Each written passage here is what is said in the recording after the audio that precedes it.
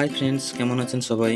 বর্তমান smartphone 5G এইসবের তুমুল ঝড় থাকা সত্ত্বেও সেই রেট্রো বোতাম টেপা ফোনই এবার ফেরত আনছে নোকিয়া। 1999-এ লঞ্চ হয়েছিল নোকিয়া 8210, এবার সেটাই 4G সাপোর্ট সহ আনলো নোকিয়া। 2000 সালের শুরুর দিকে নোকিয়ার টেকসই ফোনগুলি রেকর্ড পরিমাণে বিক্রি হতো। ওল্ড নোকিয়া ফোনের একটা আলাদা রকম কোয়ালিটি ছিল, সস্তা, নির্ভরযোগ্য, high battery life, bullet proof.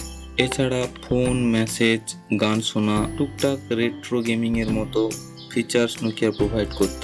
Nokia পুরনো ফোনগুলি আজও অনেকের কাছে প্রিয় হয়ে রয়েছে। এছাড়া যতই মানুষ স্মার্টফোন ব্যবহার করুক না কেন, ফিচার ফোন লাভাররা এখনো ফিচার ফোনই ব্যবহার করে। ফিচার ফোন লাভার এখনো রয়েছে এবং থাকবে। তাছাড়া স্মার্টফোন ইউজাররাও সেকেন্ডারি ফোন হিসাবেও ফিচার ফোনগুলিকে ব্যবহার করে থাকেন। সো সেই দিক থেকে নোকিয়া নিউ লঞ্চের রেট্রো ফোনগুলি আবারও ইউজারদের মন জয় করতে আসছে।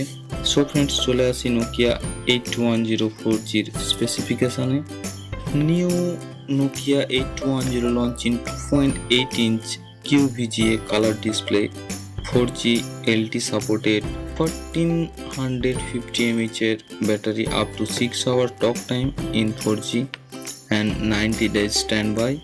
এছাড়া up to 32GB expandable storage, সাথে MP3 প্লেয়ার, FM রেডিও এবং সবার প্রিয় স্নেক গেমও থাকছে ফোনটিতে।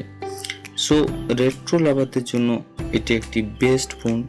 সো ফ্রেন্ডস, ফোনটি পারচেস করতে চাইলে ডেসক্রিপশনে লিঙ্ক দেওয়া রয়েছে।